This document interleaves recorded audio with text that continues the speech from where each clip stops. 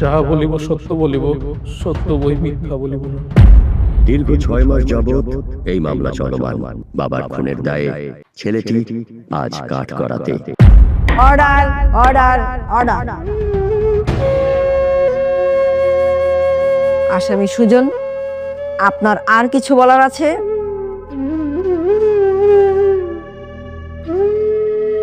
আপনার কোনো কিছু বলার আছে? দেখুন সুদম সাহেব, আপনি যদি কিছু বলতে চান এখানেই বলে ফেলুন, পরে কিন্তু আর সুযোগ পাবেন না।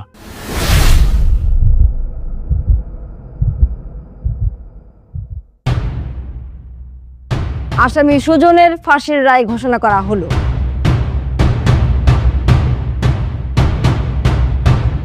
কারণ আসামি সুজন তার জন্মদাতা পিতাকে নিজ হাতে খুন করেছে। অনেকদিন ধরে এই কেস তদন্ত করে গোপন সূত্রে জানা গেছে যে আসামি সুজনই তার বাবাকে নিজ হাতে খুন করেছে। আগামীকাল 12টা 1 মিনিটে সুজনের ফাঁসির রায় ধার্য করা হলো।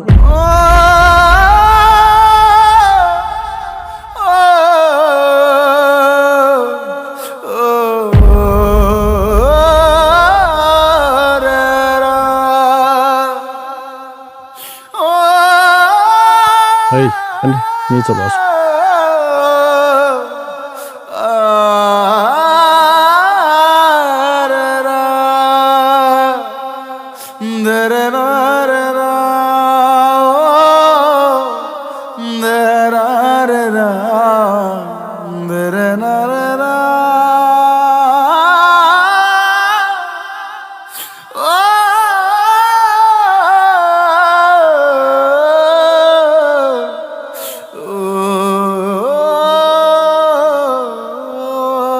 রেবিকা, কি হলো, এমন চুপচাপ বসে আছো কেন? না কিছু না, এমনিতেই। এমনিতে বললে কি আর হবে? আজ কত বছর একসাথে আছি আমরা, এক ছাদের নিচে বসবাস করছি। তোমার মন খারাপ হলে আমি বুঝবো না? শোনো, একটা ফাঁসির রায় দিয়েছো, এ আর এমন কি বলো? এটা তোমার পেশা। হ্যাঁ, তা অবশ্য তুমি ঠিকই বলেছ, আমার পেশা। কিন্তু আবার কিন্তু? কিন্তু কি? কোনো কিন্তু নাই। আজকে নতুন রায় দিয়েছো তুমি। কত রকম বিচার করেছো, কত রকম রায় দিয়েছো, এর মধ্যে ফাঁসিও তো কম দাওনি। কতজনের ফাঁসির রায় দিয়েছো, কতজনের ফাঁসি হয়েছে, এ নিয়ে মন খারাপ করলে চলে? মন খারাপ করছি না, শুধু ভাবছি যে কত আসামি তো বলে আমি নির্দোষ, আমাকে ক্ষমা করে দিন, আমি নির্দোষ, আমি কোনো অপরাধ করিনি। কিন্তু ওকে যতবারই জিজ্ঞেস করা হয়েছে ও কিছুই বলেনি। এমনকি আমি নিজেও জিজ্ঞেস করেছিলাম, কিছুই বলল না, শুধু চুপচাপ তাকিয়েছিল আর মাথা নেড়ে সম্মতি দিল। তাই একটু মন খারাপ হচ্ছে।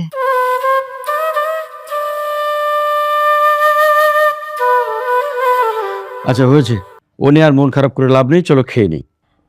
আমার ভালো লাগছে না, আমি খাবো না। আপনি খাবেন না কেন? না খেলে কি মানুষ বাঁচে?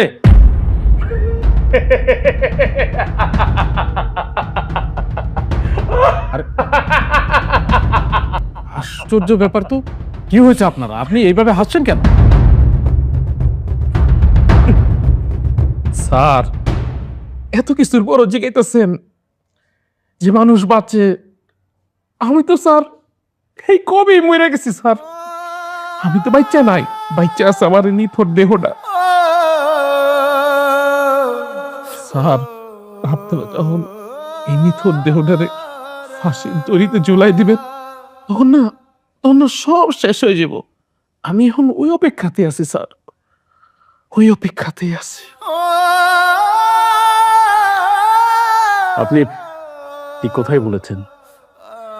আজকে এই সময় আপনি আমার সামনে দাঁড়িয়ে কথা বলছেন, কালকে ঠিক একই সময় ফাঁসির দড়িতে আপনি ঝুলবেন, পৃথিবীর মায়া ত্যাগ করে চিরতরে চলে যাবেন।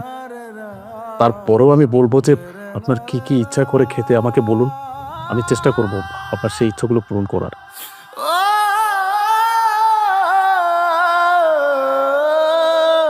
স্যার, আমার না কোনো খাওয়ানোর ইচ্ছা নাই স্যার, তবে এই দুনিয়ার মায়া ত্যাগ করার আগে একটা ইচ্ছা আমার আছে স্যার, এই ইচ্ছাটা আমি পূরণ করতে চাই। কি ইচ্ছা বলুন, আমি চেষ্টা করব আপনার সেই ইচ্ছা পূরণ করার। প্লিজ বলো। থাক স্যার, এগুলা কথা কইয়া লাভ নাই স্যার। আমার মতো কত মানুষ কত ইচ্ছা মনের মধ্যে লয়ে মরে যেতেছে স্যার। আর আমার একটা ইচ্ছা, আমার ইচ্ছাটাও না হয় হ্যাঁ গোমতো আমার ভিতরে থাকলো, ইচ্ছাটা লয়ে আমি মরে গেলাম। আমাকে কোনো ইচ্ছার দাম নাই স্যার। আমি মনে করবো স্যার আমার কোনো ইচ্ছাই আসল না স্যার। যদিও আমি আমার ইচ্ছার কথা কই, আপনারা আপনারা এই ইচ্ছা পূরণ করতে পারবেন না স্যার। তারপরও একবার বলে দেখুন না, কারণ আপনি এখন মৃত্যু পথযাত্রী। আমরা আমাদের সাধ্যমতো চেষ্টা করি ফাঁসির দণ্ডপ্রাপ্ত আসামির শেষ ইচ্ছাটা পূরণ করার জন্য। বলুন আপনার শেষ ইচ্ছাটা বলুন, কি কি খেতে মন চায় বলুন একবার। স্যার, আপনি শুনবেন শুনবেন আমার শেষ ইচ্ছাটা কি? শুনবো।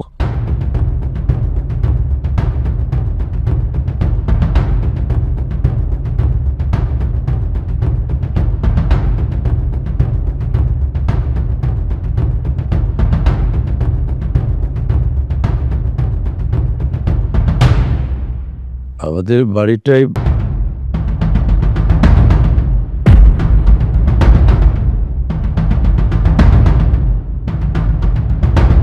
দাঁড়ান। এ কি, এই ফাঁসির আসামি আমার বাড়িতে নিয়ে আসতে কে বলেছে? আমি ওকে আসতে বলেছি। আমি নিষেধ করা সত্ত্বেও এই ফাঁসির আসামিকে কেন আমাদের বাড়িতে আসতে বলেছ? যে কিনা তার নিজের বাবাকে খুন করেছে নিজের হাতে, তাকে কোনোভাবে বিশ্বাস করা যায় না। আসলে আমি আমার দায়িত্বের জায়গা থেকে ওকে নিয়ে আসতে বাধ্য হয়েছি, কারণ ফাঁসির আসামের শেষ ইচ্ছে পূরণের দায়িত্ব কিংবা কর্তব্য আমাদের কারো না কারো থেকেই যায়। ওরও ঠিক তেমনি একটা ইচ্ছে পূরণ আছে, যা কিনা আমার বাড়িতে। আমি তো তোমাকে আগেই বলেছি। তার মানে ওর ইচ্ছে পরিবর্তন হয়নি, এটাই ওর শেষ ইচ্ছে। আমি ওকে জিজ্ঞেস করেছিলাম ওর শেষ ইচ্ছেটা পরিবর্তন করবে কি না। ও আমাকে বলেছে না, ওর ইচ্ছেও পরিবর্তন করবে না। দাঁড়াও, ওই খুনিটাকে আমি জিজ্ঞেস করছি। এই খুনি, বাবার হত্যাকারী, ফাঁসির আসামি, তোর শেষ ইচ্ছাটা কি বল? ফাঁসি হওয়ার আগে তোর শেষ ইচ্ছাটা কি বল?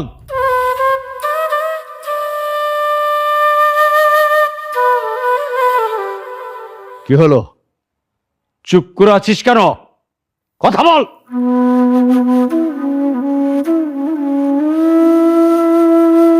স্যার, আমি তো মৃত্যু পথযাত্রী, আমি বেঁচা কথা কমু না স্যার। আমার শেষ ইচ্ছা, আমি জজ সাহেবের হাতে 2 লাখ ভাত খাম, আর হ্যাঁ আমার কপালে একটা চুমা দিব। এটাই আমার জীবনের শেষ ইচ্ছা। এই তোর শেষ ইচ্ছে?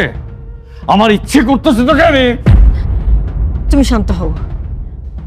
আসলে ফাঁসির আসামির শেষ ইচ্ছের বিরুদ্ধে আমরা কিছু করতে পারি না। অন্তত মরে যাবার আগে আমরা ফাঁসির আসামির শেষ ইচ্ছে পূরণের জন্য যা করা প্রয়োজন তাই করে থাকি। সুজন, এখনো সময় আছে, তুমি একটু ভালো করে ভেবে বলো তোমার শেষ ইচ্ছেটা কি।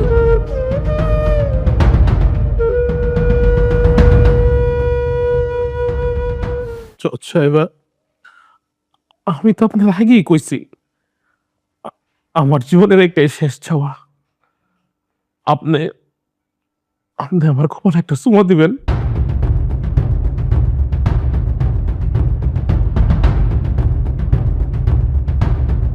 আর আপনার রাতে আমি তোকে ভাত খাম। আমার আমার মন কইতেছে আপনার রাতে খাইলে আমার পেটটা না ভরে যাব। দেন না, শেষবারের মতো আমার ইচ্ছাটা একটু পূরণ করে দেন না। আপনার হাতে আমার একটু তুই লোক ভাত খাওয়া দেন না জজ সাহেবা